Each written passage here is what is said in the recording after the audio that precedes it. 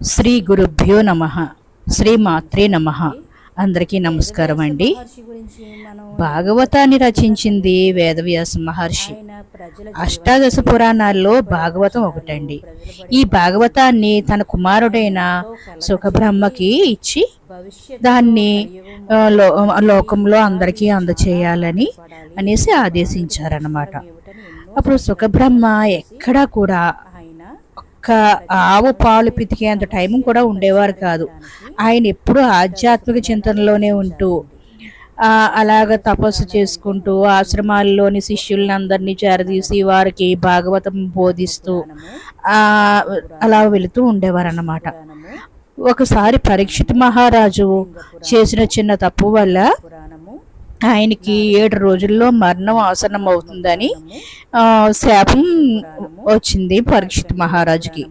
ఆయన చాలా బాధపడి ఈ 7 రోజులు సద్వినియోగం చేసుకోవాలి, దైవ చింతన కావాలి అని దేవుని ప్రార్థిస్తే అప్పుడు వేదవ్యాస మహాముని కుమారుడైన సుఖబ్రహ్మ ఆయన పరీక్షిత్ మహారాజుకి భాగవతం చెప్పడానికి సాక్షాత్తు సుఖమహాముని వచ్చారనమాట. ఎక్కడ కూడా ఒక్క నిమిషం కూడా ఉండలేని ఆ సుఖ మహర్షి పరీక్షిత్ మహారాజుకి 7 రోజులు భాగవతం చెప్తానని వచ్చి భాగవతం 7 రోజులు భాగవత సప్తాహం చేయించారనమాట.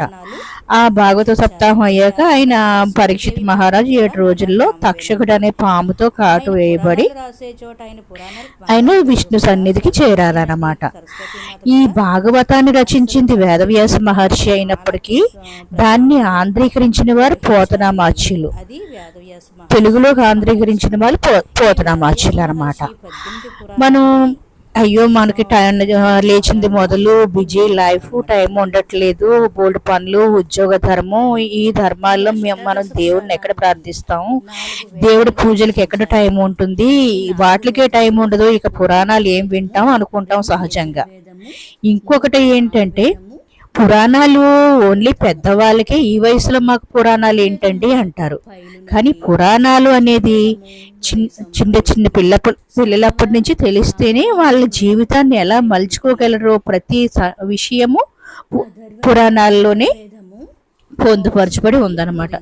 ప్రతి పిల్లలకి కూడా ఈ పురాణాల్లోని కథల్ని చిన్న చిన్న కథలుగా వాళ్ళకి చెప్పాలి. తర్వాత ఈ పోతరామాచ్యుల గురించి తెలుసుకుందాము. ఆయన ఒక చిన్న రైతు. ఆయన ఆ పొలం పని చేయందే ఆయనకి పూట గడవదు. ఆయన రోజంతా తెల్లవారుజామున లేచి కాలకృత్యాలు తీర్చుకుని త్రిసంధ్యలు పాటించడం అంటే త్రిసంధ్యల్లోని సంధ్యావందనం ఆచరించి తన పొలం పనుల్లో నిమగ్నం అయ్యేవారు. ఇక సాయంత్రం సంధ్యా సమయంలో సంధ్యా వందనం అయ్యాక ఆయన ఒక గోదావరి గట్టున ఒక చోట కూర్చుని ఆయన అలాగ ధ్యాన ముద్రలో ఉండేవారు, దైవాన్ని స్మరించుకుంటూ. ఆయన భక్తికి మెచ్చి తన దినచర్య చేస్తూనే దైవం మీద మనసు లగ్నం అవడం అది చాలా అదృష్టం అన్నమాట. అప్పుడు రాముడు ఆయనకు ప్రత్యక్షమయ్యి పోతనా, నువ్వు ఈ భారతాన్ని నువ్వు తెలుగులోకి ఆంధ్రీకరించు అని ఆయనకి ప్రత్యక్షమై చెప్పారు. పోతరామాచ్యులు ఎంతో ఆనందపడి, ప్రభు నేను అంతటి కార్యము నేను చేయగలనా, నాకు ఆ శక్తిని మీరు ప్రసాదించండి రామచంద్ర అని శ్రీరామచంద్రుడికి ప్రార్థించి అప్పుడు భాగవతాన్ని తెలుగులోకి ఆంధ్రీకరించడం మొదలు పెట్టారు. పోతరామాచ్యులు భాగవతాన్ని ఆంధ్రీకరించారని రాజులు ఎంతో మంది దాన్ని వాళ్ళకి అంకితం చేయమని, అర్ధరాజ్యం ఇస్తామని, ధనధాన్యాలు ఇస్తామని, ఎన్నో గ్రామాలు ఇస్తామని, ఎంతో సంపద ఇస్తామని ఎంతో మంది ఆశ చూపించారు. కానీ పోతనామాచ్యులు ఎప్పుడు అటువంటి సంపదలకి ఆయన లొంగిపోలేదు.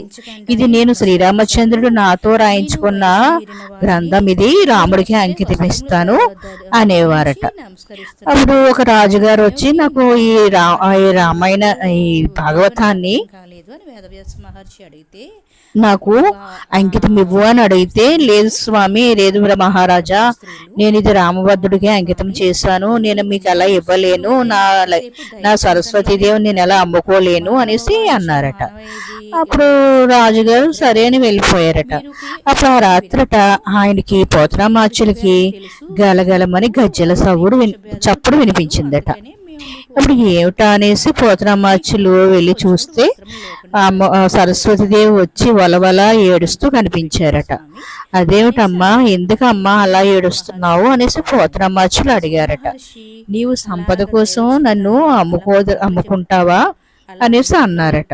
లేదమ్మా, ఎప్పటికీ నేను అమ్ముకోను తల్లి, నాకు భోగభాగ్యాల మీద ఆశ లేదు, వీటి మీద ఆశ లేదు, మీ దయ ఉంటే చాలు తల్లి, నేను నాకు ఉన్న 1 ఎకరం భూమిని దున్నుకుంటూ వాటితోనే నేను ఆనందంగా జీవిస్తాను తల్లి, నీవు నా చెంత ఉంటే చాలు అని అన్నారట. అంతటి మహానుభావుడు పోతరామాచులు. పోతరామాచులు కూడా నేను ఈ భాగవతాన్ని ఆంధ్రీకరించారని ఎవరికీ చెప్పలేదట. ఒకసారి పోతరామాచులు ఇంటికి ఎవరో బంధువులు వస్తే ఒక అలమారాలోంచి చెదపురుగులు వస్తున్నాయట.